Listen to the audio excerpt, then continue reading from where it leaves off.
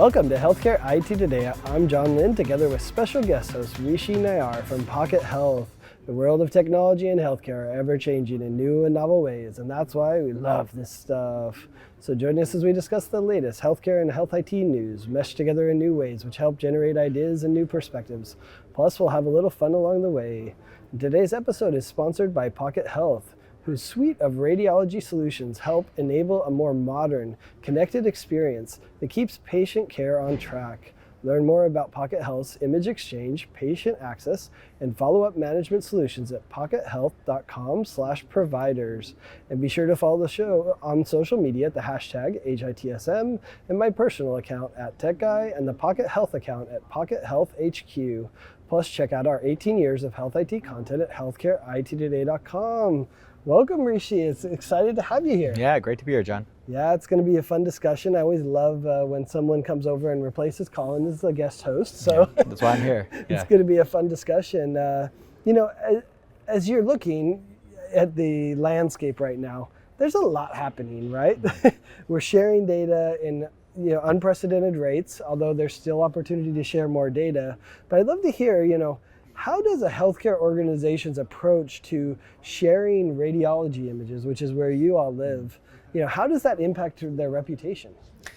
It's an interesting question because I think it's built on a premise that a lot of healthcare institutions have not even accepted, period, that it is part of their reputation, it's part of their brand. 10 years ago, that was not the concept. 10 years ago, it's almost, these are CDs that go out, and once that record releases happen, it's not our problem anymore. Now, as things have moved into the digital age, people start to see this as these are surfaces that must be branded. And if they must be branded, then your reputation is on the line. And that changes based on if you're talking about if the patient is there. So the patient needs to have an experience that if it's poor or if it's very strong, they will associate that. Reading the radiology report, looking at the images. Now we're moving into AI, I'm sure we'll talk about at some point, where they're understanding the records for the first time. They will associate that positive or negative experience with their institution. And then on the flip side, institutions, though in some ways they compete with each other now, there's a lot of work to go around. Radiologists are slammed, and these institutions want to be able to share images effortlessly with each other and avoid that repeat radiation, and really just be good partners. And especially at these academic health centers, the more forward-thinking health centers, they know Pandora's box is open. These keeping images in is not a way to retain patients. That's not generally, we've moved past that as an industry. So having a seamless experience for your referring physicians and your sister sites, that really does impact, and you hear the scuttlebuzz. If an institution's really hard to get records from, you hear about it. People say, oh yeah, that XYZ health system, they're really archaic. We still get CDs from them and it's a nightmare. And referring physicians then hear that downstream, and it does impact things. Yeah, and I think about it from the patient perspective, like even a decade ago, which is not that long ago, right? Like, okay, say we get the image, from the institution. What do I do with it, right? Like, yeah, you had a CD. Yeah. You probably had a MacBook Air at that point. Where's who's walking around? Yeah, the MacBook Air didn't even have the CD anymore. It didn't. But even if you got it, you're like, oh, so I'm gonna read it myself? What are you like? Yeah. Maybe I could take it to my next provider, and so that might be helpful. Yeah, but the funny thing is, like, what happened then is people used your premise. Folks in healthcare institutions used your premise and said, "See, we shouldn't give images to patients." Now we've moved past that, where it's like, no. The idea was right. We were in the right direction. We should have translated it in some way. We should have made it digestible in some way. So that's kind of the shift that's happened. Well, it's funny you say that, because I remember Judy saying that one time. Like, why should we give them access to their EHR record? What are they going to do with it? Yeah. And every patient I heard that said, that's not your decision, Judy. Yes. You give it to us and we'll figure out what we do with it. Yeah, it started with banking records were very complicated. All the debits and credits. And sometime in the 50s and 60s, you were able to start going and get a full printout of everything. And then eventually you got it digital. And now you created this entire generation of people who are excellent at financial management, and they use different apps to manage all their budgets. And it's not, I know it seems like a completely different use case. It's not that different. People want their healthcare information, because they're like, it's my right. None of your business. It's about my body. whether it's something minor like a foot sprain or something serious, more significant.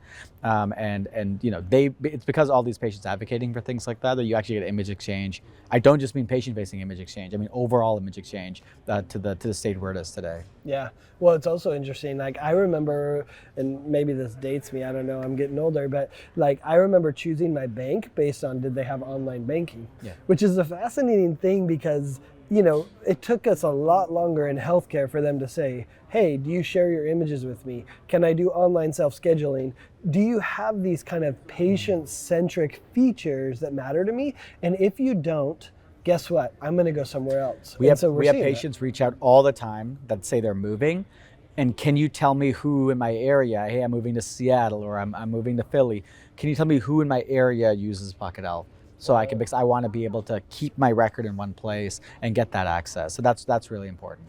Yeah, I mean, I think that's the shift, is that consumers have gotten more power. Yeah. To me, that's what feels like is interesting.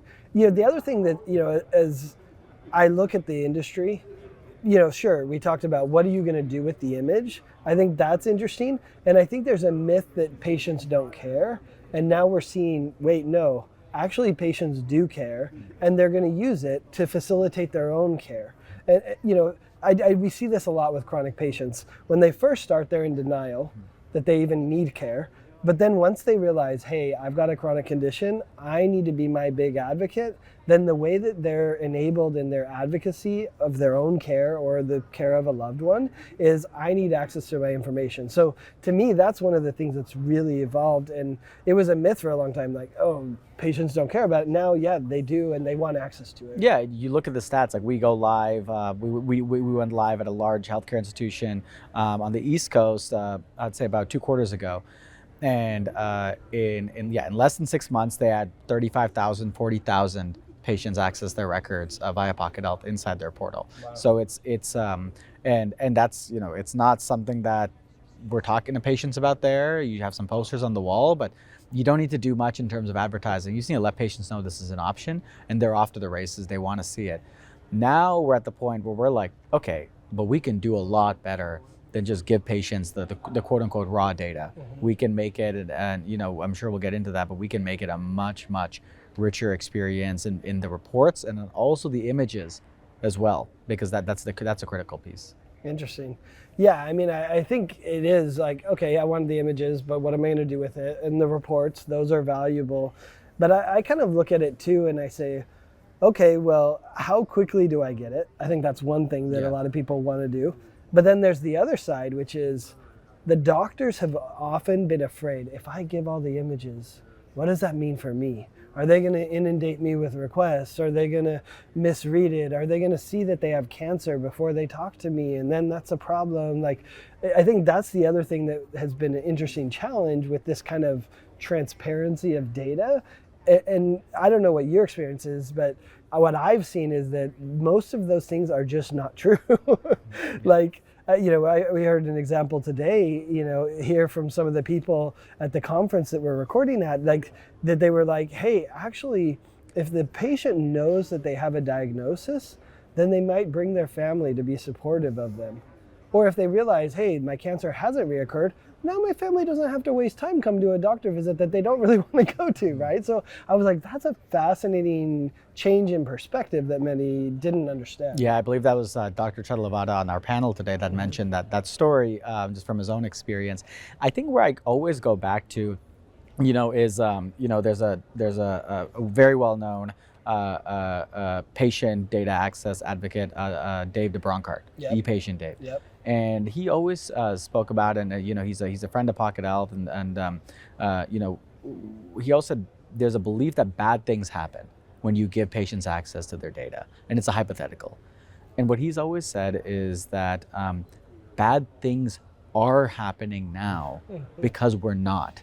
And these are cases that are documented over and over and over again. And now we're at scale where I can actually present the counterfactual, where, okay, what happens when we have 2 million patients on our platform? So what does happen? Do patients call more? No, they call less. Do they have harder, longer conversations with the referring physicians? No, they have more productive, more informed conversations with their referring physicians. Does this increase workload for referring docs? No, it decreases it. So does it increase patient retention, or does it cause leakage? It increases retention. It increases referrals. So these are things we don't have to hypothesize anymore, because it's not, it's not 2015, it's 2025. So we actually have some data where we can say, look, we don't have to guess about this. We still get people coming over hypothesizing. I said, guys, slow down. We don't have to guess anymore. We don't.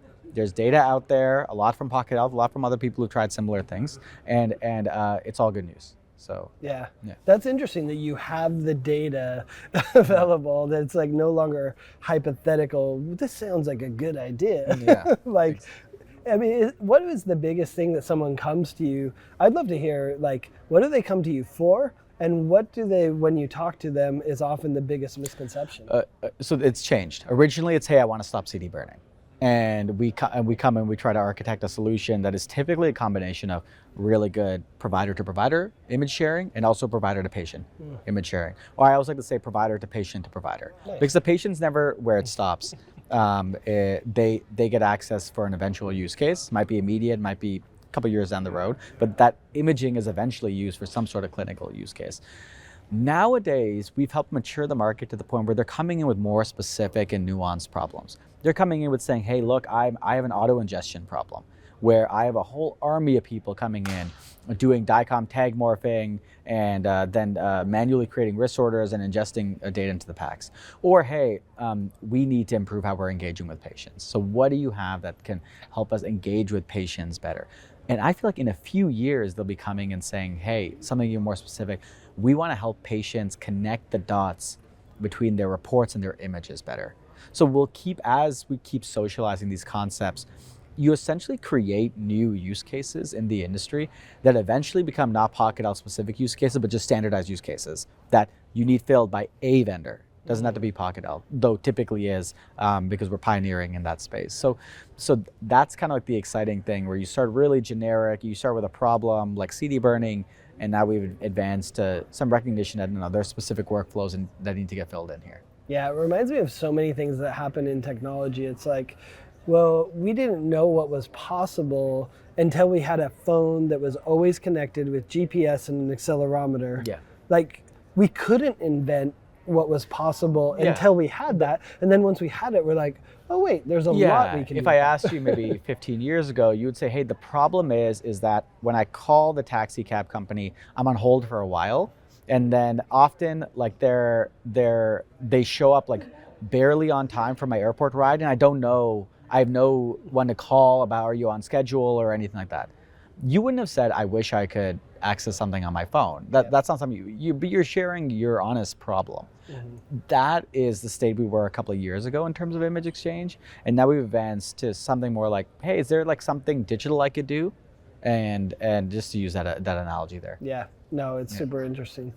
Well, if you're just tuning in, you're listening to Healthcare IT Today with John Lin and special guest host Rishi Nayar. I want to take a moment and thank our sponsor, Pocket Health. If you're still relying on CDs, faxes, or VPNs for image sharing, Pocket Health makes it easy to move beyond that. With seamless image exchange that works across networks, no logins or delays, but imaging is really just the start. Pocket Health also engages patients with AI-powered tools that highlight key images, explain clinical terms, and surface follow-up recommendations in one interactive experience. And with automated workflows that help providers detect, track, and close the loop on follow-up care, Pocket Health ensures the next step never gets missed.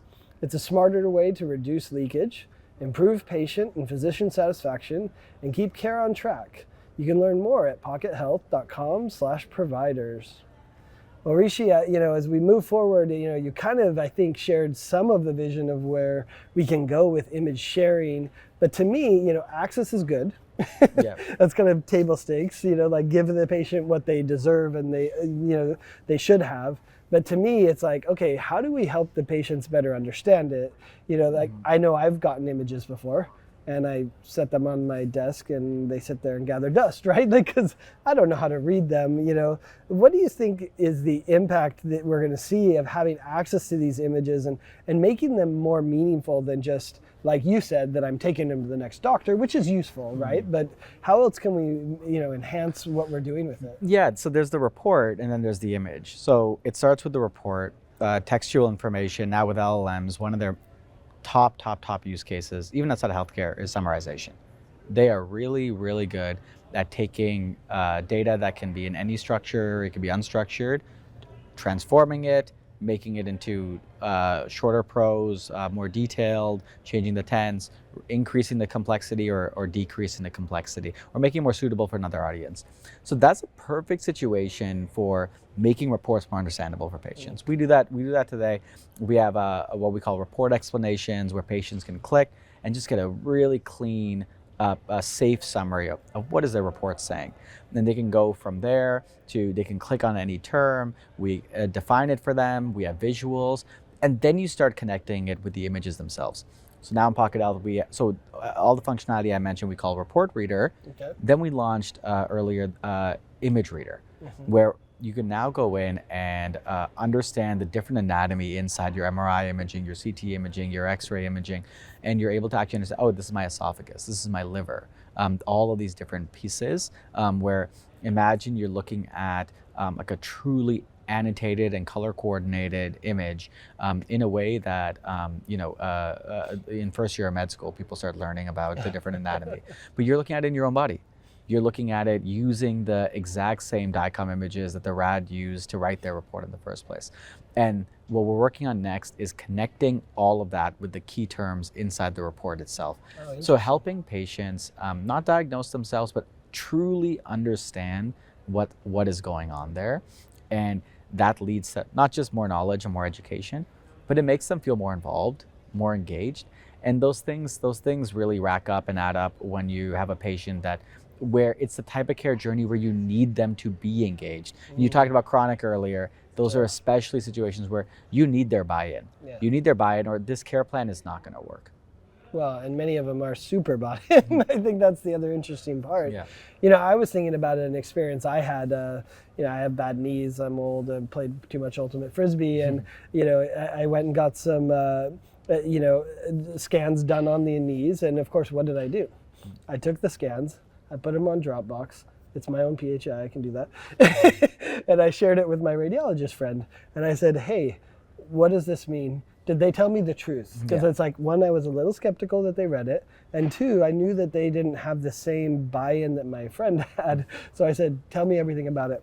And he sent me this long text thread with images, pointing at it, doing it, saying, hey, here's where the cartilage is worn down. This is why you have osteoarthritis. And this is where you have the fluid buildup. He used a technical term, not fluid, but I looked it up and Googled it. Oh, okay, I see. Okay, that's the fluid building up. And he gave me all of the details. He said, and this is a little bit concerning. You may want to do this, an incidental finding, essentially, if I was using more technical terms. But for me, it was just information that in the original report, all it said was osteoarthritis, that was it. Like, that's all the information I got. And he gave me everything. And I was like, this is awesome. And I think the promise of AI is democratizing that experience you just got.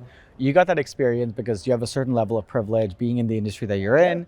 You rub shoulders with radiologists. Now you have some buddies who are radiologists who like you, they care about you. So you send them some DICOM imaging. They say, yeah, sure, John. Happy to take a look. And you feel like, look, they're not going to lead you astray.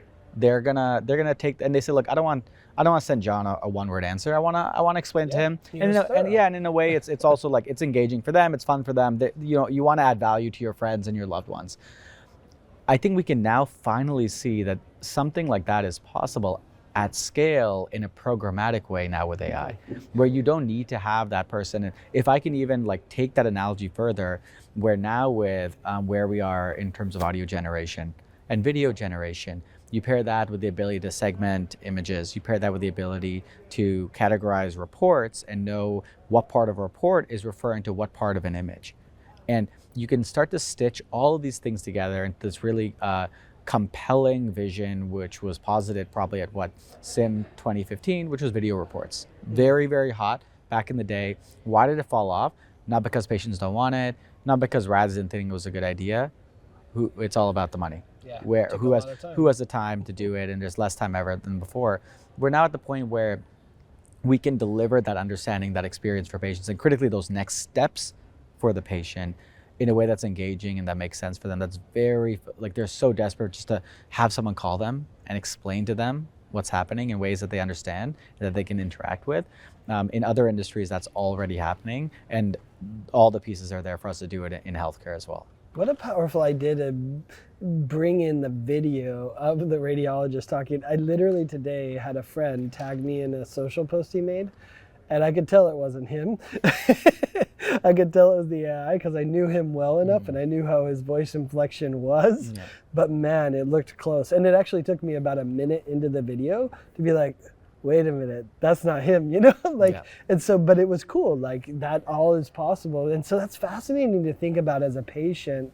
How would I be impacted by the right messaging, whether it's video, audio, text tied to it, right? And that's what I probably want is I hear it and then I'm like, ooh, that is something I want to dig into. Show me more, right? Yeah. It sounds like that's how you're approaching it. Exactly. And I think that that's not that far off. We're starting with the separate pieces of images and reports, then you connect those together in an interactive way, and then finally you're able to stitch it together into something that is like feeling like a video, which is not the right format for everyone. Sure. But the whole point is that we can now at scale have different versions of the same thing, and then it becomes more of a UI UX problem where how are you presenting, how are you not overloading the patient, how are you presenting the right thing that this person would want to be looking at in these different options and things like that for them. But it's very exciting because when we started Pocket Health 10 years ago, we couldn't fathom this. It's not like we saw that straight line path. We saw the desire by patients and we saw that future becoming reality, and we wanted to build something that not just rode that wave, but kind of accelerated that wave. I think we've been successful at that, so I'm very happy about that. I didn't anticipate that these advancements in transformers, which then led to LLMs, and then becoming cloud hosted, very easy to deploy at scale, and then also becoming so affordable. I didn't expect that cascade to become so highly relevant to what we're trying to solve today. Yeah.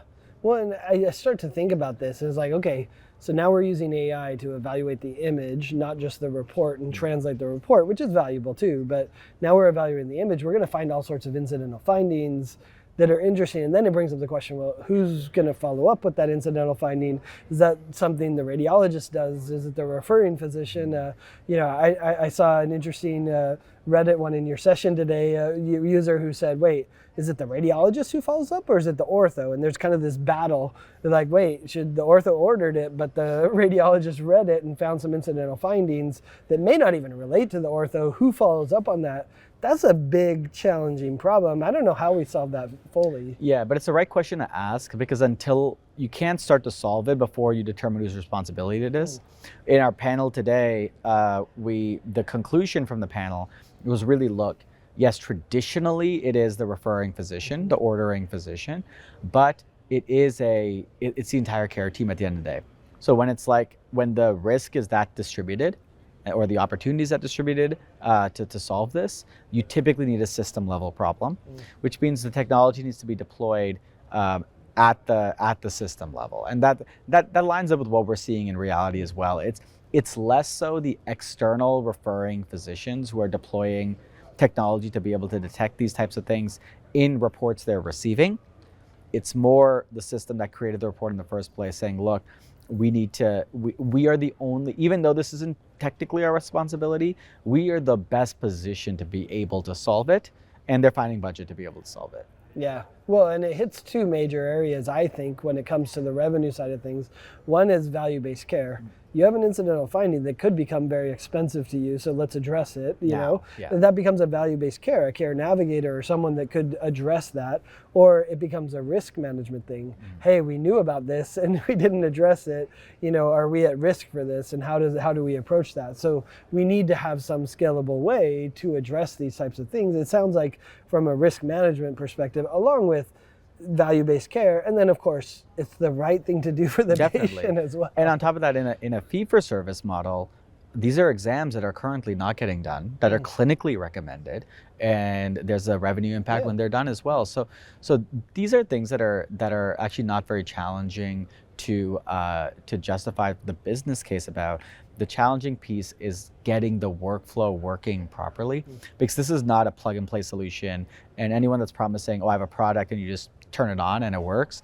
That's not how workflow solutions work, especially workflow solutions that are touching so many stakeholders. A navigator internally, an ordering physician externally, a patient externally, the RAD themselves if they need to like clinically validate something along the way. So there's a lot of moving pieces there. Yeah, and there is an interesting thing, like people say that patients want to be engaged, and I'm skeptical. I think there's some patients that want to be hyper engaged, like e-patient Dave. Yeah. You know, like there's those, and you know, chronic care patients are often hyper engaged, Yeah. right? There's a bunch of us that really don't want to go to healthcare. So hey, there's this incidental finding, great, you know, like, but what does that mean? And do I really need to go to care? So there's almost probably some convincing that has to be done to the patient to say, I want to go to the doctor, because I don't know anyone that goes to the doctor for fun. Like, you know, it's like, it's a necessary thing. And so it's a marketing problem almost as much as anything to engage the patient to want to follow up. But it's another role that AI can play. When we started building out our follow-up management solution, we started patient first. We said, look, you can't just tell the patient. We could tell the referring physician about a finding because they understand the context and the importance of it off the bat. With the patient, you have to explain it. First of all, what is the modality? Why is it better? Why is it being recommended, or why could it be recommended? And that goes a long way.